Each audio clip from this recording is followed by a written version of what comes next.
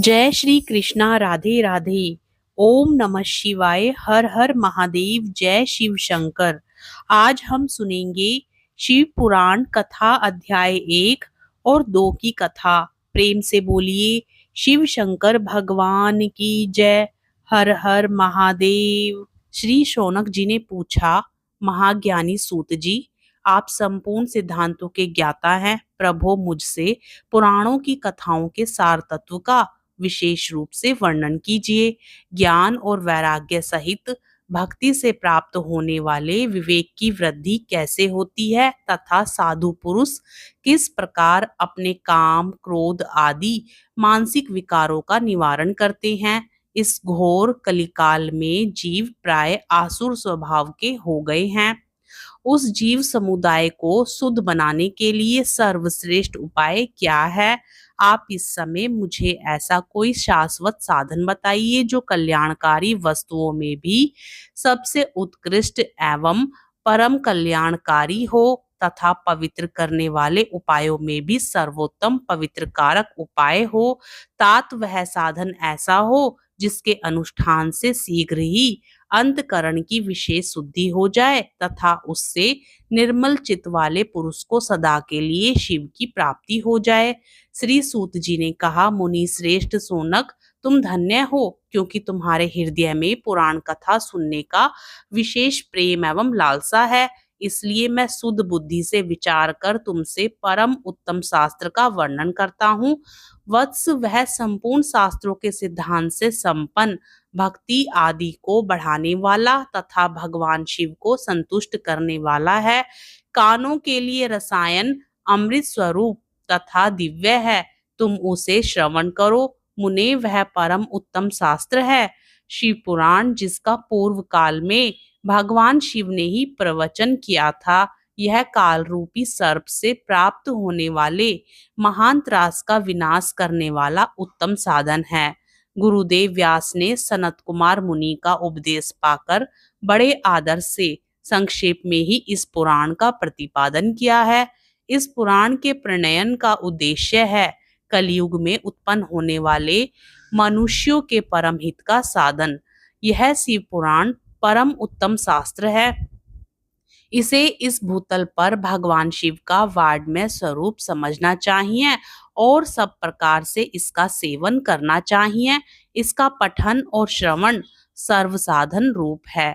इससे शिव भक्ति पाकर श्रेष्ठतम स्थिति में पहुंचा हुआ मनुष्य शीघ्र ही शिव पद को प्राप्त कर लेता है। इसलिए संपूर्ण यत्न करके मनुष्यों ने इस पुराण को पढ़ने की इच्छा की है अथवा इसके अध्ययन को अभिष्ट साधन माना है। इसी तरह इसका प्रेम पूर्वक श्रवण भी संपूर्ण मनोवांछित फलों को देने वाला है। भगवान शिव के इस पुराण को सुनने से मनुष्य सब पापों से मुक्त हो जाता है तथा इस जीवन में बड़े बड़े उत्कृष्ट भोगों का उपभोग करके अंत में शिवलोक को प्राप्त कर लेता है। यह शिव पुराण नामक ग्रंथ 24,000 श्लोकों से युक्त है। इसकी 7 संहिताएं हैं। मनुष्यों को चाहिए कि वह भक्ति, ज्ञान और वैराग्य से संपन्न हो, बड़े आदर से इसका श्रवण करे। 7 संहिताओं से युक्त यह दिव्य शिव पुराण पर ब्रह्म परमात्मा के समान विराजमान है और सबसे उत्कृष्ट गति प्रदान करने वाला है। जो निरंतर अनुसंधान पूर्वक इस शिव पुराण को बांचता है अथवा नित्य प्रेम पूर्वक इसका पाठ मात्र करता है, वह पुण्यात्मा है, इसमें संशय नहीं है।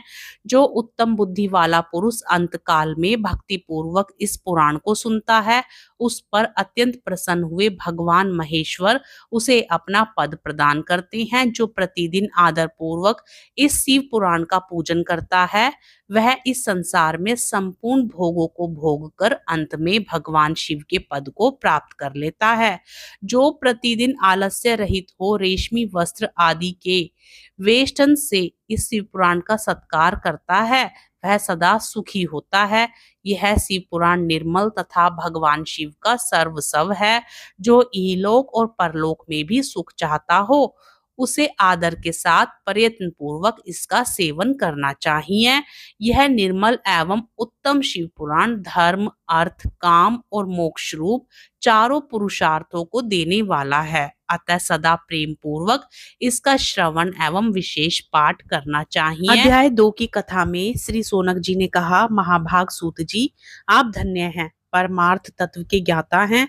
आपने कृपा करके हम लोगों को यह बड़ी अद्भुत एवं दिव्य कथा सुनाई है। भूतल पर इस कथा के समान कल्याण का सर्वश्रेष्ठ साधन दूसरा कोई नहीं है। यह बात हमने आज आपकी कृपा से निश्चय पूर्वक समझ ली। सूत जी, कलयुग में इस कथा के द्वारा कौन कौन सी पापी शुद्ध होते हैं, उन्हें कृपा पूर्वक बताइए और इस जगत को कृतार्थ कीजिए। सूत जी बोले, मुने, जो मनुष्य पापी, दुराचारी, खल तथा काम, क्रोध आदि में निरंतर डूबे रहने वाले हैं, वे भी इस पुराण के श्रवण पठन से अवश्य ही शुद्ध हो जाते हैं। इसी विषय में जानकर मुनि इस प्राचीन इतिहास का उदाहरण दिया करते हैं, जिसके श्रवण मात्र से पापों का पूर्णतः नाश हो जाता है। पहले समय की बात है कि एक नगर में एक ब्राह्मण रहता था, जो ज्ञान में अत्यंत दुर्बल, दरिद्र, रस बेचने वाला तथा वैदिक धर्म से विमुख था। वह स्नान, संध्या आदि कर्मों से भ्रष्ट हो गया था और वैश्यव्रती में तत्पर रहता था। उसका नाम था देवराज। वह अपने ऊपर विश्वास करने वाले लोगों को ठगा करता था। उसने ब्राह्मणों, क्षत्रियों, वैश्यों, शूद्रों तथा दूसरों को भी अनेक बहानों से मारकर उनका धन हड़प लिया था, परंतु उस पापी का थोड़ा सा भी धन कभी धर्म के काम में नहीं लगा था। वह वैश्यागामी तथा सब प्रकार से आचार भ्रष्ट था।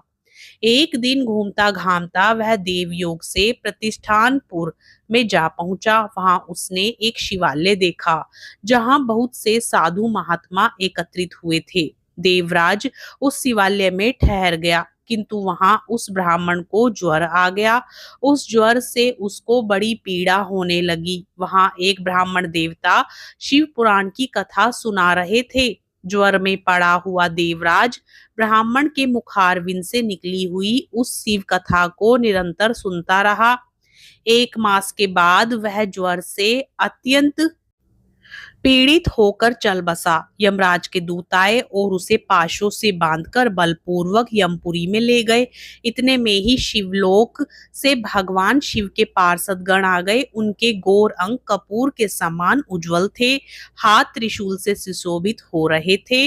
उनके संपूर्ण अंग भस्म से उद्भासित थे और रुद्राक्ष की मालाएं उनके शरीर की शोभा बढ़ा रही थी। वे सब के सब क्रोधपूर्वक यमपुरी में गए और यमराज के दूतों को मार पीट कर बारंबार धमकाकर उन्होंने देवराज को उनके चंगुल से छुड़ा लिया और अत्यंत अद्भुत विमान पर बिठाकर जब वे शिवदूत कैलाश को जाने को उद्यत हुए, उस समय यमपुरी में बड़ा भारी कोलाहल मच गया। उस कोलाहल को सुनकर धर्मराज अपने भवन से बाहर आए। साक्षात दूसरे रुद्रों के समान प्रतीत होने वाले उन चारों दूतों को देखकर धर्मज्ञ धर्मराज ने उनका विधि पूर्वक पूजन किया और ज्ञान दृष्टि से देखकर सारा वृतांत जान लिया। उन्होंने भय के कारण भगवान शिव के उन महात्मा दूतों से कोई बात नहीं पूछी, उल्टे उन सब की पूजा एवं प्रार्थना की। तत्पश्चात वे शिवदूत कैलाश को चले गए और वहां से पहुंचकर उन्होंने उस ब्राह्मण को दयासागर साम शिव के हाथों में सौंप दिया। सोनक जी ने कहा, महाभाग सूत जी, आप सर्वज्ञ हैं महामते। आपके कृपा प्रसाद से मैं बारंबार कृतार्थ हुआ। इस इतिहास को सुनकर मेरा मन अत्यंत आनंद में निर्मग्न हो रहा है। अतः अब भगवान शिव में प्रेम बढ़ाने वाली शिव से संबंधित दूसरी कथा भी कहिए। श्री सूत जी बोले, शौनक सुनो, मैं तुम्हारे सामने गोपनीय कथा वस्तु का भी वर्णन करूंगा, क्योंकि तुम शिव भक्तों में अग्रगण्य तथा वेद वेताओं में श्रेष्ठ हो। समुद्र के निकटवर्ती प्रदेश में एक वास्कल नामक ग्राम है, जहां वैदिक धर्म से विमुख महापापी द्विज निवास करते हैं। वे सब के सब बड़े दुष्ट हैं। उनका मन दूषित विषय भोगों में ही लगा रहता है। वे ना तो देवताओं पर विश्वास करते हैं, ना भाग्य पर। वे सभी कुटिल वृत्ति वाले हैं। किसानी करते और भांति भांति के घातक अस्त्र शस्त्र रखते हैं। वे व्याभिचारी और खल हैं। ज्ञान, वैराग्य तथा सधर्म का सेवन ही मनुष्य के लिए परम पुरुषार्थ है, इस बात को वे बिल्कुल नहीं जानते। वे सभी पशु बुद्धि वाले हैं। जहाँ के द्विज ऐसे हों, वहाँ के अन्य वर्णों के विषय में क्या कहा जाए। अन्य वर्णों के लोग भी उन्हीं की भांति कुत्सित विचार रखने वाले, स्वधर्म विमुखी एवं खली हैं। वे सदा कुकर्म में लगे रहते हैं और नित्य विषय भोगों में ही डूबे रहते हैं। वहाँ की सब स्त्रियां भी कुटिल स्वभाव की, स्वेच्छाचारिणी, पाप आसक्त, कुत्सित विचार वाली और व्याभिचारिणी हैं। वे सद्व्यवहार तथा सदाचार से सर्वथा शून्य हैं। इस प्रकार वहां दुष्टों का ही निवास है। उस वास्कल नामक ग्राम में किसी समय एक बिंदुक नामधारी ब्राह्मण रहता था। वह बड़ा अधर्मी था, दुरात्मा और महापापी था। यद्यपि उसकी स्त्री बड़ी सुंदर थी, तो भी वह कुमार्ग पर ही चलता था। उसकी पत्नी का नाम चंचुला था। वह सदा उत्तम धर्म के पालन में लगी रहती थी, तो भी उसे छोड़कर वह दुष्ट ब्राह्मण वैश्यागामी हो गया था। इस तरह कुकर्म में लगे हुए उस बिंदुक के बहुत वर्ष व्यतीत हो गए। उसकी स्त्री चंचुला काम से पीड़ित होने पर भी स्वधर्म नाश के भय से कष्ट सहकर भी दीर्घ काल तक धर्म से भ्रष्ट नहीं हुई, परंतु दुराचारी पति के आचरण से प्रभावित होकर आगे चलकर वह स्त्री भी दुराचारिणी हो गई। इस तरह दुराचार में डूबे हुए उन मूढ़ चित्त वाले पति पत्नी का बहुत सा समय व्यर्थ बीत गया।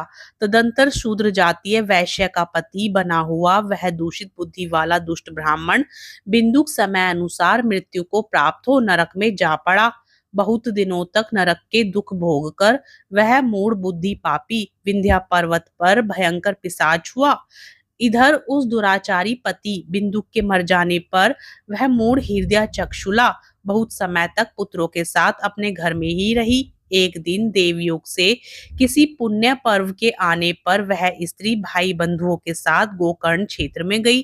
तीर्थ यात्रियों के सलगन से उसने भी उस समय जाकर किसी तीर्थ के जल में स्नान किया। फिर वह साधारणतया बंधुजनों के साथ यहाँ वहां घूमने लगी। घूमती घूमती किसी देव मंदिर में गई। वहां उसने एक देव यज्ञ ब्राह्मण के मुख से भगवान शिव की परम पवित्र एवं मंगलकारिणी उत्तम पौराणिक कथा सुनी। कथावाचक ब्राह्मण कह रहे थे कि जो स्त्रियां पर पुरुष के साथ व्याभिचार करती हैं, वे मरने के बाद जब यमलोक में जाती हैं, तब यमराज के दूत उनकी योनि में तपे हुए लोहे का परिग डालते हैं। पौराणिक ब्राह्मण के मुख से यह वैराग्य बढ़ाने वाली कथा सुनकर चक्षुला भय से व्याकुल हो गई और कांपने लगी। जब कथा समाप्त हुई और सुनने वाले सब लोग वहां से बाहर चले गए, तब वह भयभीत नारी एकांत में शिव पुराण की कथा बांचने वाले उन ब्राह्मण देवता से बोली। चक्षुला ने कहा, ब्राह्मण, मैं अपने धर्म को नहीं जानती थी, इसलिए मेरे द्वारा बड़ा दुराचार हुआ है। स्वामीन, मेरे ऊपर अनुपम कृपा कीजिए, आप मेरा उद्धार कीजिए। आज आपके वैराग्य रस से ओतप्रोत इस प्रवचन को सुनकर मुझे बड़ा भय लग रहा है। मैं कांप उठी हूँ और मुझे इस संसार से वैराग्य हो गया है। मुझ मूढ़ चित्त वाली पापनी को धिक्कार है। मैं सर्वथा निंदा के योग्य हूँ, कुत्सित विषयों में फंसी हुई हूँ और अपने धर्म से विमुख हो गई हूँ। हाय, ना जाने किस किस घोर कष्टदायक दुर्गति में मुझे पड़ना पड़ेगा और वहां कौन बुद्धिमान पुरुष कुमार्ग में मन लगाने वाली मुझ पापिनी का साथ देगा। मृत्यु काल में उन भयंकर यमदूतों को मैं कैसे देखूंगी, जब वे बलपूर्वक मेरे गले में फंदे डालकर मुझे बांधेंगे, तब मैं कैसे धीरज धारण कर सकूंगी। नरक में जब मेरे शरीर के टुकड़े टुकड़े किए जाएंगे, उस समय विशेष दुख देने वाली उस महायातना को मैं वहां कैसे सहूंगी। हाय, मैं मारी गई, मैं जल गई, मेरा हृदय विदीर्ण हो गया और मैं सब प्रकार से नष्ट हो गई, क्योंकि मैं हर तरह से पाप में ही डूबी रहती हूँ। ब्राह्मण, आप ही मेरे गुरु, आप ही माता और आप ही पिता हैं। आपकी शरण में आई हुई मुझ दीन अबला का आप ही उद्धार कीजिए। उद्धार कीजिए। सूत जी कहते हैं, शौनक, इस प्रकार खेद और वैराग्य से युक्त हुई चक्षुला ब्राह्मण देवता के दोनों चरणों में गिर पड़ी। तब उन बुद्धिमान ब्राह्मण ने कृपा पूर्वक उसे उठाया और इस प्रकार कहा। आगे की कथा का रसपान हम अगले अध्याय में करेंगे। कथा पसंद आए तो वीडियो को लाइक करके, यदि आप चैनल पर नए हैं तो चैनल को सब्सक्राइब भी जरूर करें। हर हर महादेव, जय शिव शंकर।